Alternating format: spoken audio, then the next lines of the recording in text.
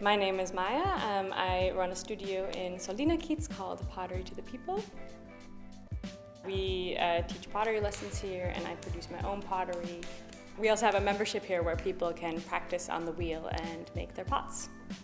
So the studio is called Pottery to the People because the whole mission here is to bring pottery to the people, so to give people access to clay no matter what their background, no matter what their resources and their skill sets. Like I think of a piece that I want to make, and then I have to make it several times, and then eventually like my hands just like learn how to make it, you know, and so I don't have to think so much. And these pieces, I don't know, I've probably made 200 of them already, so like I really don't have to think about it when I make these pieces. If I'm making something unique though, I will kind of take my time more and like really look at it and try and decide what I want to do with it. I come originally from the US. I'm from a small town in the US. And I came here about 6 years ago. I followed my partner over to Berlin and we settled down and I opened the studio then. I like it because like where I'm from, it's not very international. Pretty much everyone who's in that city is from that city. So it's really cool seeing people from all over the world and different cultures, and then also a lot of like creatives too. Like that was so mind-blowing and exciting to me how many creative people are here, because you just kind of feel like you could do anything. Soldiner is really nice because it's one of the few places left that we can afford like a street front location. I don't unfortunately know, I don't have too many connections with the other artists here. We've been here 2 years, but I don't know, I guess we've just been like focused on our own thing for now. It's a really busy street, which does overwhelm me sometimes, but I do really like it here because unlike Prenzlauer Berg, it's a lot more diverse. So you see all types of people, and that's great because then we get more different types of people coming into classes and stuff here, whereas if I had a studio where I live, it would just be, you know, a certain type. So that's really cool. So the first part is called coning. You have to center the clay.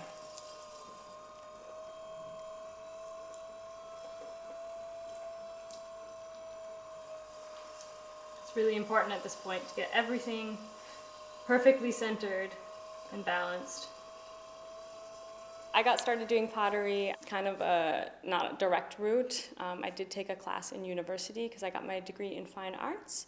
But mostly I'm self-taught, so I joined a pottery studio similar to this one and took classes and became a member there, and then just kept going and going and going year after year, and that's how I kind of learned.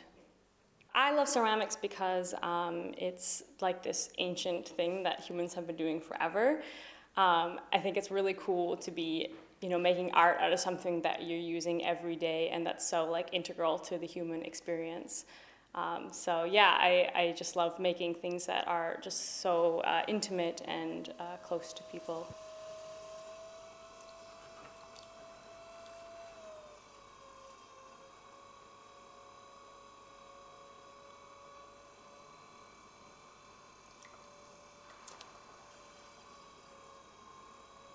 Instead of using clay directly from the bag, I like to use the reclaim here. We call it reclaim, so we always recycle the clay, and all the clay gets mixed together, and it turns into like some random clay that you have no idea what the qualities are, you have no idea what the color is going to be, and I'm actually using that in my work because then every pot turns different, and sometimes you get like these crazy effects that are really fascinating to me. I think pottery is so cool because you can like capture that moment of imperfection, like that moment when something goes a little off on the wheel, and then you like that happens like with such tiny movements in your fingers, and then you fire it in a kiln and it's captured forever. So I think that's really cool. I use this tool to just clean up the bottom. So I just cut off the extra clay that's down there. It's like a knife. And you can turn it the other way to grab the extra stuff, hopefully. And then this tool, it's called a rib. This is great for just defining the shape. So we founded a membership studio here because when I moved here, I wanted to continue with pottery, but I didn't really have a space that I could go to. All of the studios here are kind of like private, individual studios where people are working in the back and cellaring in the front. That's like the classic style of pottery studio here in the city anyway. And there was nowhere you could go to really like rent a wheel or like put your pots in someone else's kiln. And so I founded this space knowing that there was a need for it. And I suddenly realized, oh my God, like everyone's coming in. So we founded one space and then we grew now into this space. Although we do have beginner classes, it's really for people who want to like advance on their pottery journey. So in these more commercial spaces, paint-a-pot spaces, you're either just painting on the pottery or you're just like making, you know, one small project with your hands. Here people actually have access to the wheel and can learn about firing and glazing and all of the stuff that is a bit more advanced that you wouldn't give to kids. Now this is just a little boring, so I want to add something to it.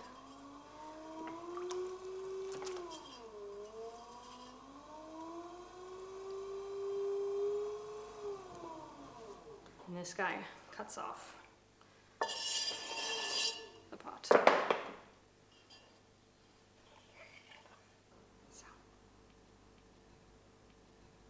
Making my own studio here was totally a dream come true because this is very much modeled after the space that I learned pottery, and it was such an inspiring time when I was like just getting into pottery and meeting all these like-minded people. And I love having all different like ceramicists around me because you just get inspired by one another, you influence one another. Yeah, it's just like a really inspiring place to work. I would not like to work in a studio just by myself. I would probably get really depressed. It wouldn't work out very well. So I prefer to roll my handles. There's so many different ways of making handles. I like handles that are a bit thick on either end. I don't know why, they just feel kind of like stronger, beefier. I've been teaching for about 3 years, and I mostly became a teacher because selling pottery is not the easiest way to make a living, and everyone here is so excited about learning pottery right now. So yeah, I started with like really basic like weekend workshop things, and now we've grown into this like whole curriculum where we have 5 classes a week normally. So most of the people participating in the classes are generally like young, artistically inclined people. Not always, but yeah, it's people usually with an art background or who are creatives themselves, and maybe they do, you know, knitting or woodworking or something, and then they just like want to try a new thing. So you want to do what's called scoring, and this roughs up the clay. It kind of works like Velcro, so the clay can like grab on to itself. And then I usually add a bit of water too to help it stick. This part probably takes the longest out of all.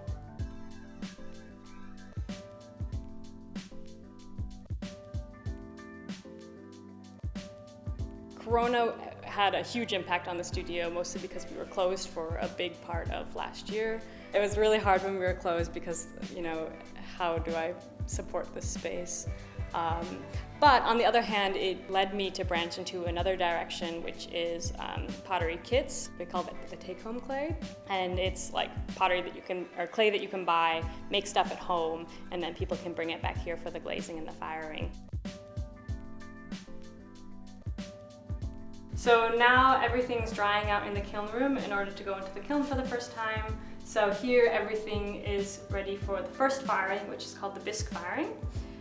We're firing to 900 degrees, and it takes about 2 days for it to be finished. Yeah, and then when it comes out, we glaze it, and then we put it back here, and this is all the pottery waiting for the second firing, which is the final firing, and that's at 1250 degrees. So now the pots are ready to unload. And now we can finally see how they look in the end. This green is a new color that I just developed. I'm pretty excited about it. So here's the final pieces. You can see I put different glazes on all of them. I stick to just a couple of families of glazes, but I like to have a little variety in them. So I put handles on some of them, and then some people prefer to just hold the cup in their hands like this. So I leave a couple of them handleless. And yeah, also due to the glazing, they all kind of ended up unique as well, because there's also some things that I can't control while I'm glazing. So like these little white spots here, and then of course the blue speckles kind of go crazy.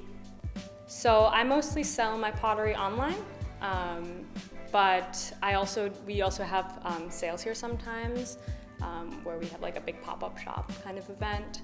Mostly it's all digital right now. I mostly am existing on the online world, so I have a very active Instagram, my website of course, and then during Corona times I launched a YouTube channel where I give all sorts of tutorials and demonstrations. Going into the YouTube realm was like a whole new audience of people that I just like didn't know were there at all, and that was really cool because now I'm suddenly able to reach people all over the world. So if I wasn't a potter, I would probably do something else with my hands. I love to build stuff. I love to build, like I built these tables and I built a lot of the things that are in this space.